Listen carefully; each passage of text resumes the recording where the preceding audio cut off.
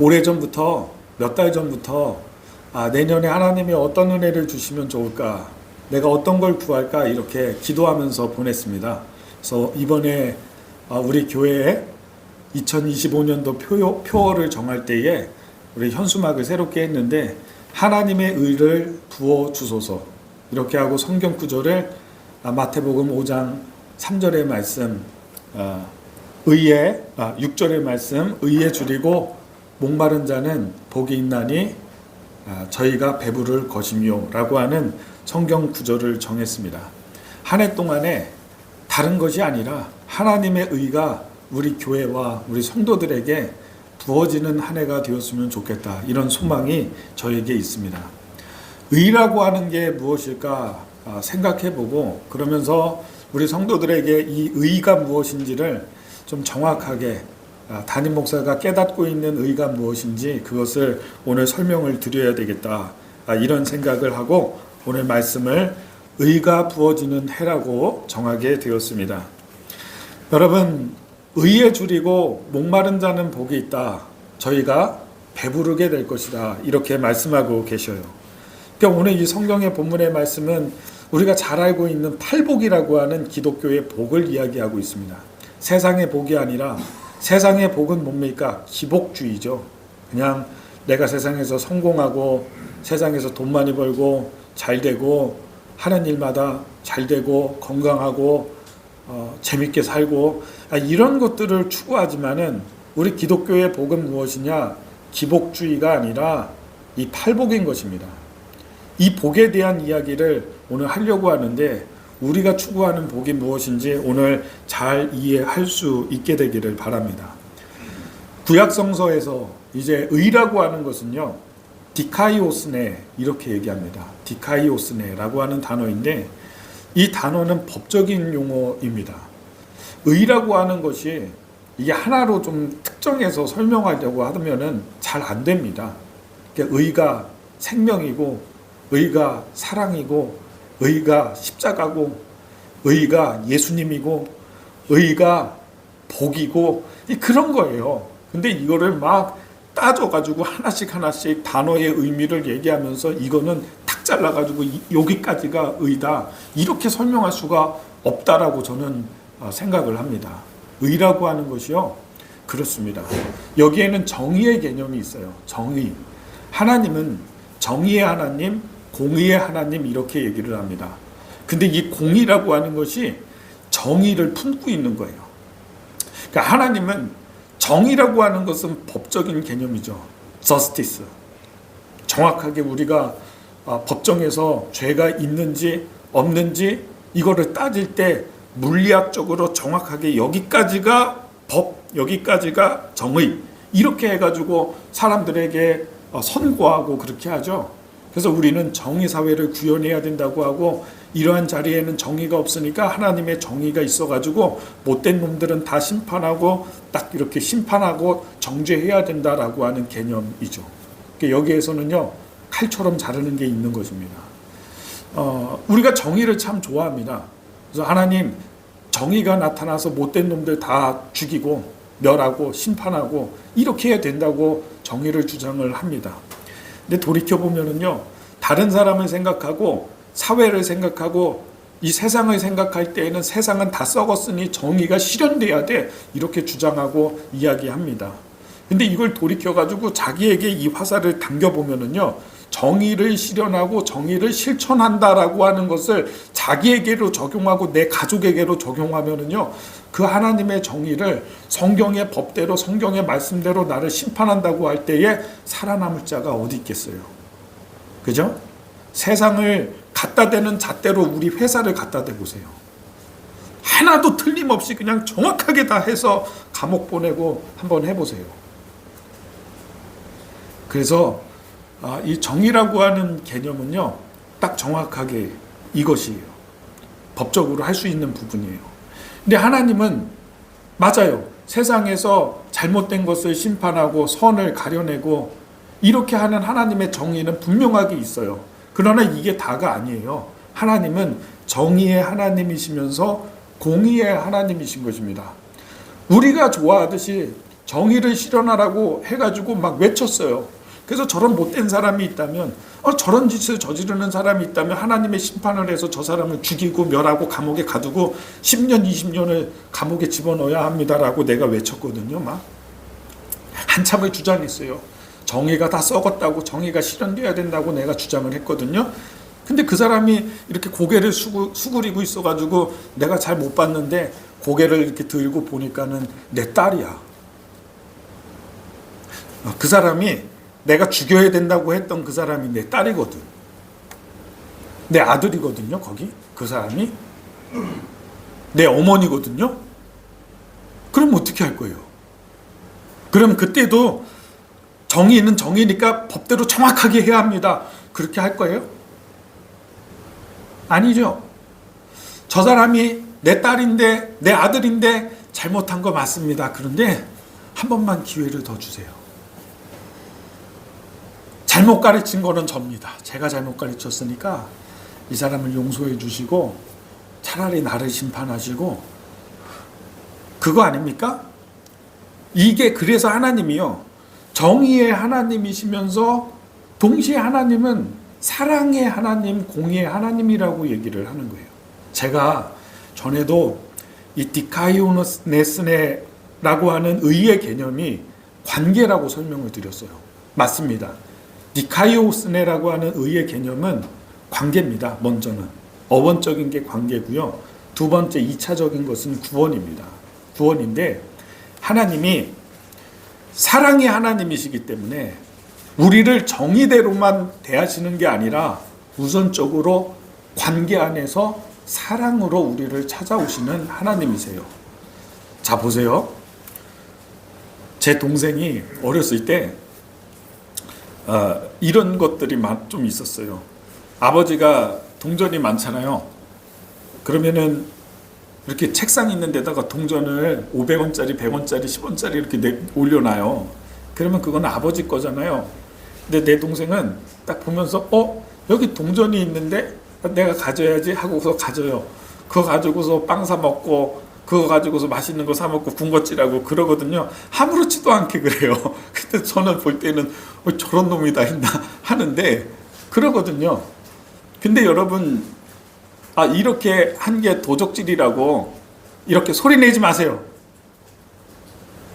소리 내지 마세요.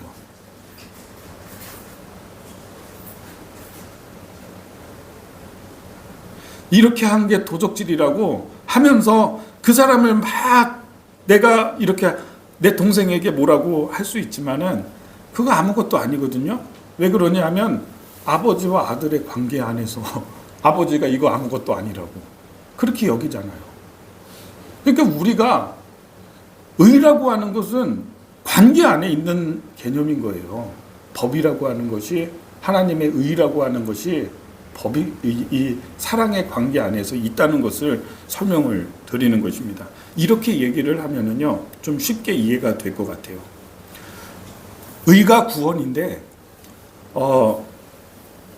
빅톨 위고라고 하는 작가가 있죠.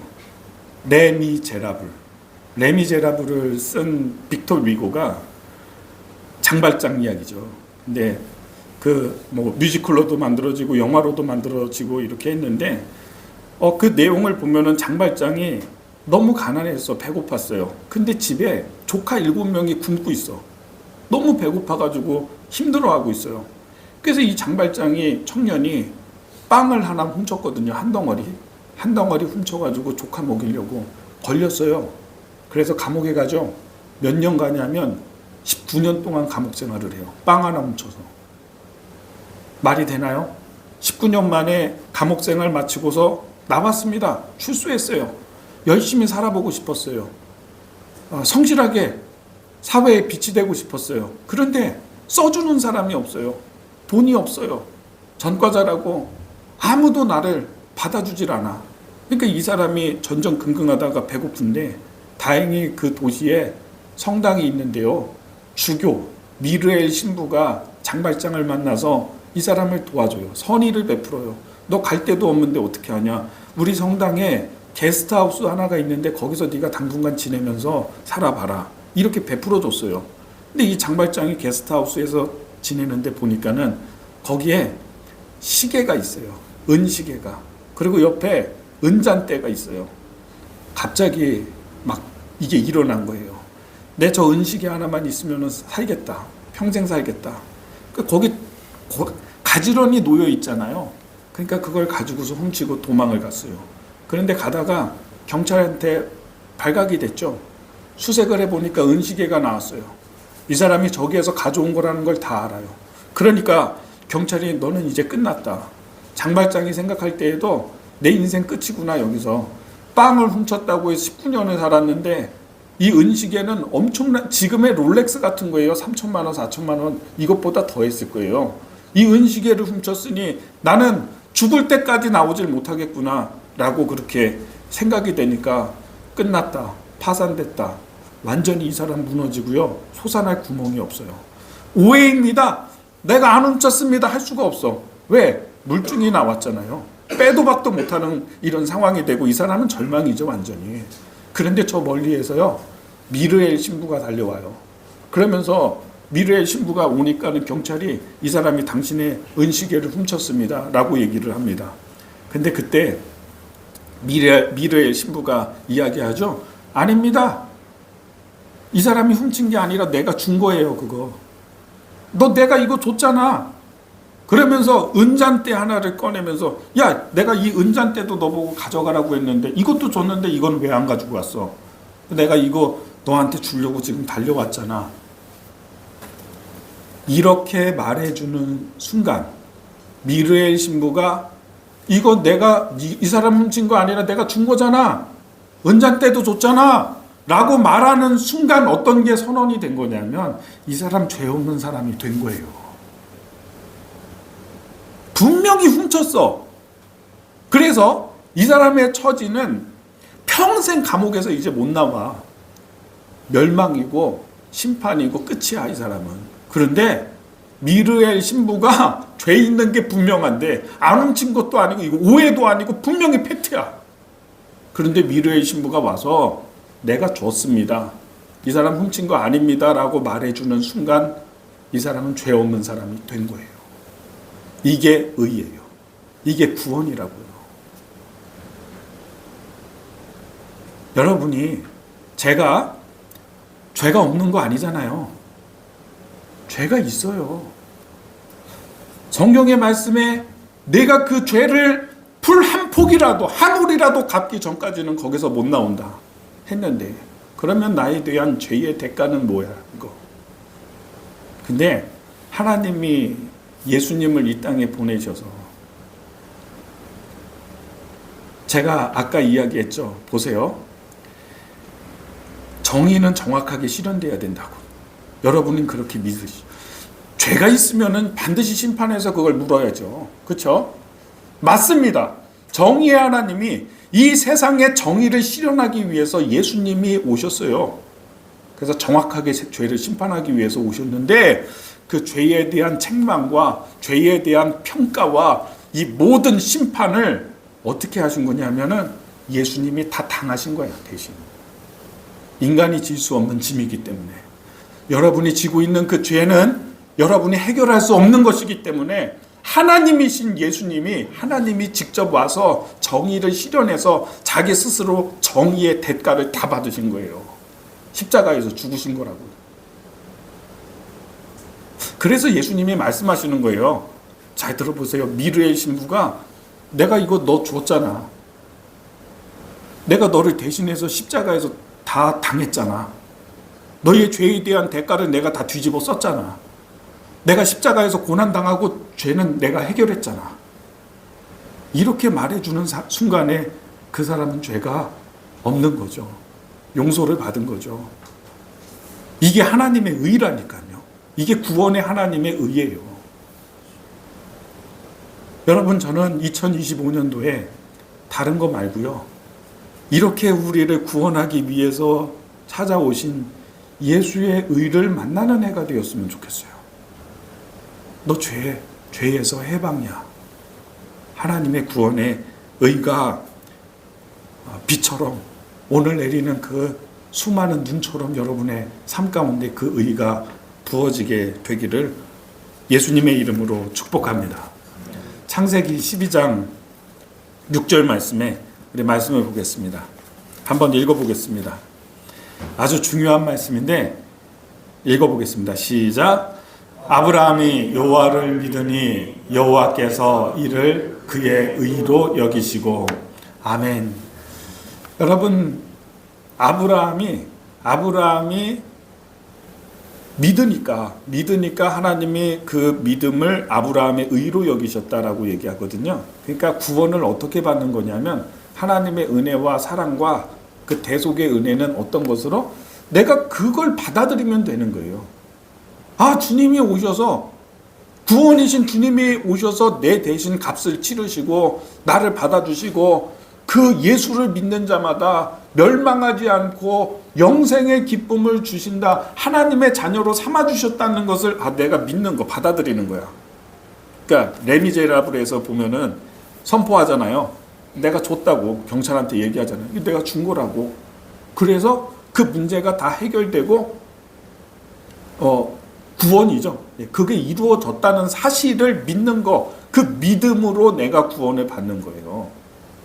저는요, 하나님이 그렇게까지 하셨잖아요. 그렇게까지. 우리 인간이 어느 누구도 하나님 앞에 나올 수도 없고 죄의 문제도 해결이 안 되고 이렇게 하니까 하나님이 직접 오셔서, 예수님이 오셔서 인간들을 위해서 십자가에서 죄에 대한 대가와 대속의 은혜를 주시고 그렇게 했다는 사실을 내가 받아들이면 되는 거라고. 그게 믿음이라고. 그 믿음이 있으면 하나님이 그 믿음을 의로 여기신다고요. 이게 믿음의 원리의 전부예요, 이게. 그래서 제가 그걸 믿게 된 거예요, 어느 순간에. 그래서 저는 목사가 되고 여기서 그걸 설교하기 시작을 한 거예요. 어렵지 않은 거죠, 전혀. 하나님이 주신 것을, 하나님이 이걸 주셨는데 내가 그거를 믿음으로 받는 거예요. 그렇게 한 게 사실이구나.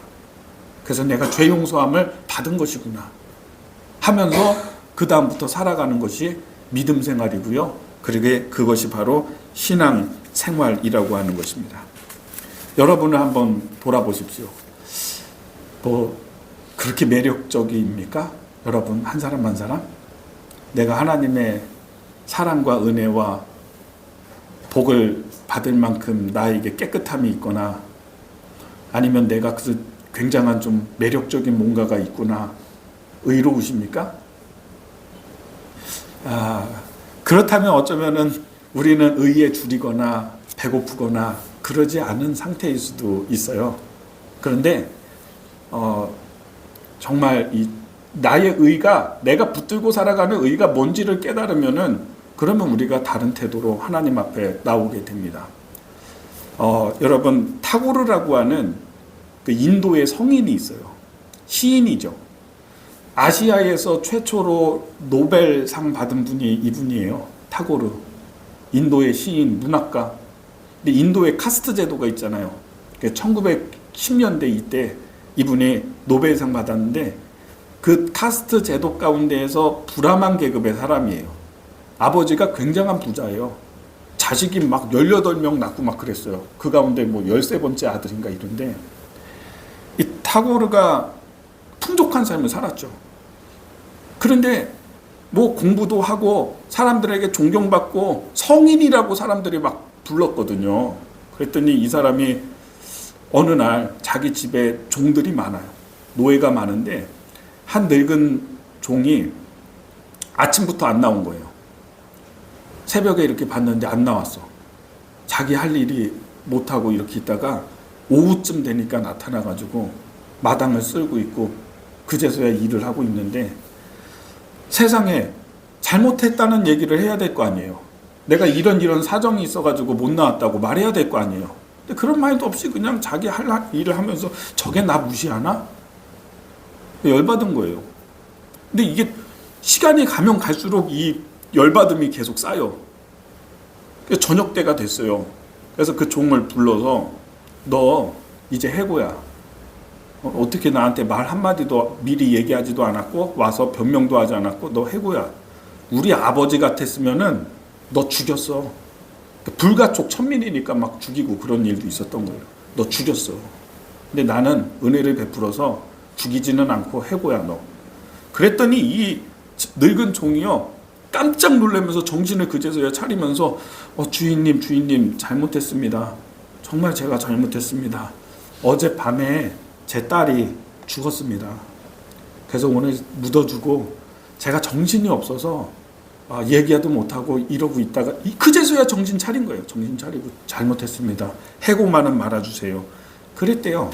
근데 그때 이 타고르가요. 나는 인도의 지성이라고 하고 인도 전체에서 인격자라고 존경받는 이 타고르가 내가 지금까지 살아가고 있었던 의라고 하는 게 나의 의라고 하는 게 이게 아무것도 아니라는 걸 그제서야 깨달은 거예요. 충격을 받았어요.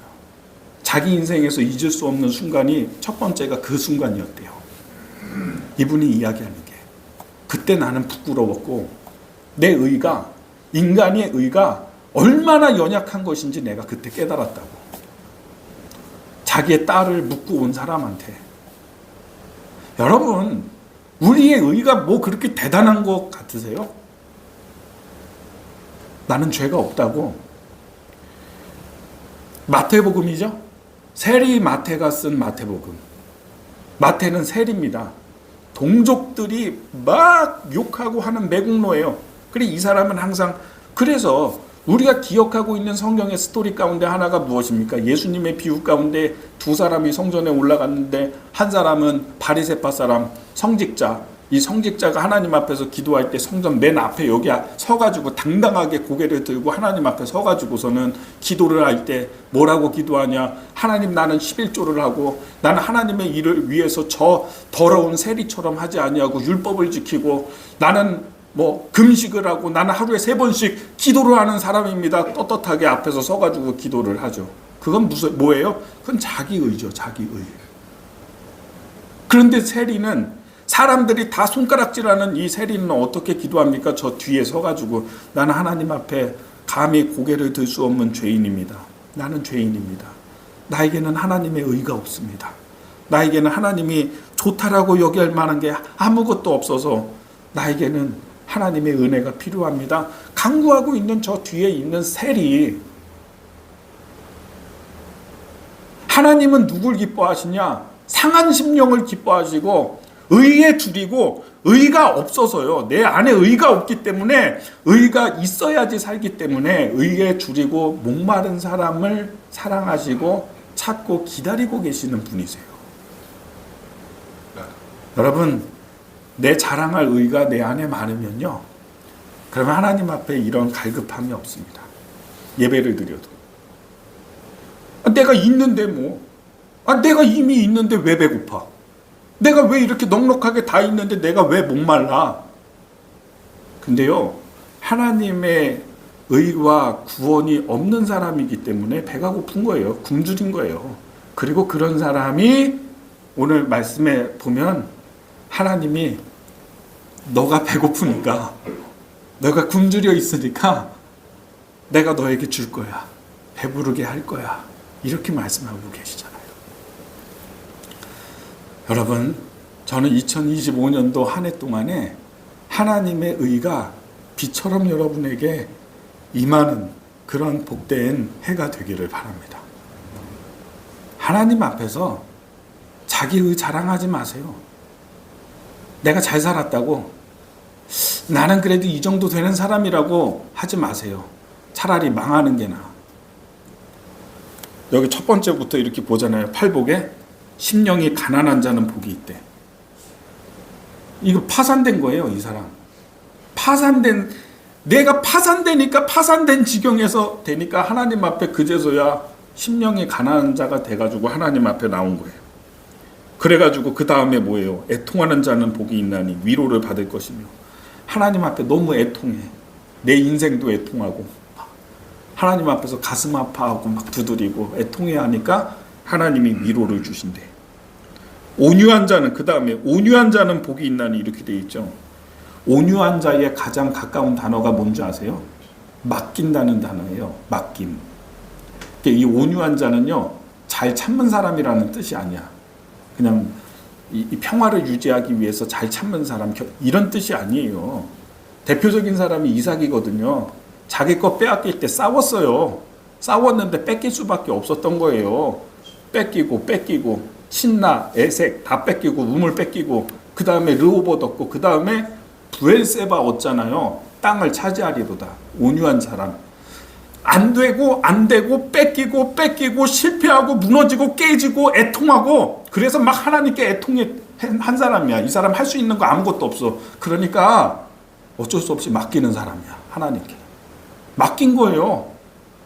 맡길 수밖에 없었던 거예요. 맡겼더니 어떻게 됐다? 땅을 차지하는 자가 되었다. 이 이야기입니다. 하나님의 의에 대해서 굶주려 있는 게 복입니다. 하나님, 나는 없습니다. 나는 배고픕니다. 나는 하나님의 은혜가 있어야지 오늘도 살아갑니다. 이렇게 하는 사람이 복이 있다. 왜냐? 하나님이 부어주시고 너희의 배부르게 하실 것이다. 이 말씀이 실천되기를 바라고요. 근데 하나님이 주시는 복은요, 제가 지난번에 추수감사절에서도 얘기했잖아요. 다양한 거예요. 제일 첫 번째 가장 큰 복은 구원의 복이고요. 이 구원의 의를 우리가 추구하고 쫓아가게 되면은요, 내 인생이 잘 되고 돈도 벌고 세상에서 형통한 것들은 따라오는 것이거든요. 자, 보세요. 좀 오늘 긴데 그래도 조는 분이 없으니까 하나만 더 하겠습니다. 이솝우화에 보면 이런 스토리가 있어요. 재밌습니다. 근데 여기에 불이 있어요. 불이 있는 예화예요. 이거는 강아지 한 마리가 꼬리를 잡으려고, 자기 꼬리가 이렇게 보이니까요. 왜? 여러분 아시죠? 꼬리 잡으려고 뺑글뺑글 돌거든요. 강아지가 주로 막 뺑글뺑글 돌아요. 그러니까 엄마가 딱 보기에, 야, 너 그 뭐 하고 있냐? 아, 내 꼬리를 잡으려고 합니다. 그 왜 꼬리를 잡으려고 하냐? 그랬더니 강아지가 저 꼬리에 행복이 있습니다. 그래서 저 행복을 잡기 위해서 내가 뺑글뺑글 돌고 있습니다. 그래. 엄마가 이야기하죠. 그러지 말고 얘야, 네가 할 일을 하면서 앞을 보면서 네 갈 길 가. 그러면 그 꼬리는 따라오는 거야. 행복은 따라오는 거야. 행복을 찾겠다고 내 꼬리 잡겠다고 뺑글뺑글 돌면은요, 안 됩니다. 내가요, 돈을 벌게 했다고 돈을 쫓아다니고 뺑글뺑글 돌면은 안 됩니다. 자기 인생 살아가고 먼저 그의 나라와 의를 구하고요, 하나님의 구원의 의를 바라보면서 살아가 보십시오. 그러면 행복은 따라오는 것이고요, 다른 것들은 쫓아오는 거예요. 우리 사랑하는 성도님들, 하나님의 의를 구하고요, 올해 2025년도 여러분의 삶 가운데 또 우리 교회에 하나님의 의가 부어지는 한 해가 되기를 예수님의 이름으로 축복합니다.